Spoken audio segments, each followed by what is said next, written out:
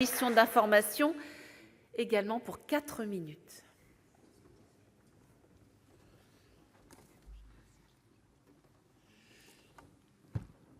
Madame la présidente, madame la ministre, mes chers collègues, c'est effectivement, comme vient de le dire mon collègue, suite au rapprochement Alstom-Siemens que nous avons demandé cette mission. Pourquoi nous avons demandé cette mission ? Parce que nous avons pensé que l'accord passé avec Siemens était totalement déséquilibré, que la majorité dans le conseil d'administration était donnée à Siemens et que cette majorité faisait passer sous drapeau allemand un groupe qui a réalisé 7 milliards de chiffre d'affaires en 2017, et tenez-vous bien, qui vient de remporter le métro à Montréal, le TGV, le métro à Riyad, à Shanghai, à Bombay, à Lyon, à Bordeaux, à Francfort, les trains en Italie, le TGV nouvelle génération. Pour 5 ans, la commande publique française va assurer quasiment la pérennité d'Alstom. Et pour 0 €, on a donné la majorité au groupe Siemens. Nous étions pour, et mon collègue vient de le dire, président de la mission, nous étions pour un accord avec Siemens, mais à égalité comme avec Airbus. 2 États, 2 groupes et une égalité. Pourquoi avoir fait passer un groupe comme Alstom sous la maîtrise allemande ?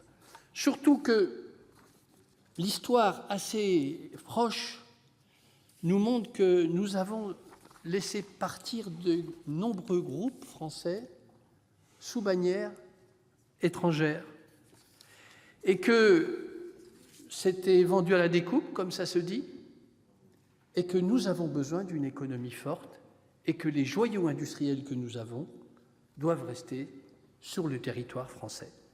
Alors la mission, bien sûr, a abordé le problème Alstom, et elle a abordé aussi, c'est important, l'opportunité extraordinaire que donnait l'industrie du futur pour justement réindustrialiser la France et faire en sorte que nos territoires, que nos entreprises puissent rapatrier des productions. Et surtout, une idée essentielle, c'est que nous avons 5 ans pour faire en sorte que l'industrie du futur prenne vraiment pied en France, parce qu'après, nous avons peur qu'il soit trop tard. Alors, il y a une question de culture, et cela, quels que soient les gouvernements. La question industrielle est sous-estimée. Elle est sous-estimée sur le problème Alstom, elle est sous-estimée systématiquement. Il faut que la France croie de nouveau en son industrie, et il ne faut pas aller vers la France décrite par Michel Houellebecq, qui disait « Une France vidée de ses usines et de ses ouvriers, un pays touristique où ne subsisteraient que les stations de ski et des hôtels de charme. » Voilà, la forte désindustrialisation que nous connaissons n'est pas une fatalité, et dans ces propositions qui sont présentées, il y a la possibilité vraiment d'avoir un débat avec le gouvernement pour essayer de redresser la barre. Et Madame la ministre, ce renouveau industriel que nous appelons de nos voeux, avec des propositions concrètes, tant sur le financement que sur les politiques de suramortissement, qui avaient été votées dans cette Assemblée à l'unanimité l'année dernière, pour donner à nos PMI-PME la possibilité d'investir justement dans l'industrie du futur, eh bien, il faut favoriser le territoire français. Parce que l'Allemagne pense à l'Allemagne avant tout. Bien sûr qu'elle est européenne, mais elle aime être forte de son industrie. L'Italie pense à l'Italie. Et nous avons une tendance systématiquement à voir le développement, y compris de nos entreprises, à l'extérieur. Alors avec le crédit impôt recherche, nous avons des centres de décision qui restent en France, mais nous devons aussi avoir des unités de production qui produisent chez nous. C'est comme ça que nous ferons baisser le chômage et que nous aurons la possibilité d'avoir des emplois dans la ruralité et dans les centres urbains. Voilà les propositions que nous proposons. Enfin, nos propositions, c'est déjà de rééquilibrer Alstom.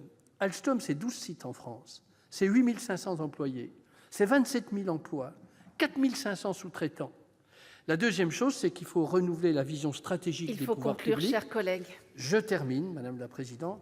Et surtout, il faut revaloriser l'image de l'industrie.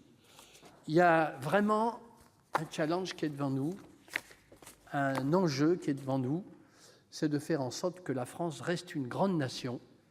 Elle ne restera une grande nation que si elle a un socle industriel puissant. C'est notre vœu et nous espérons que le gouvernement nous entendra. La parole est à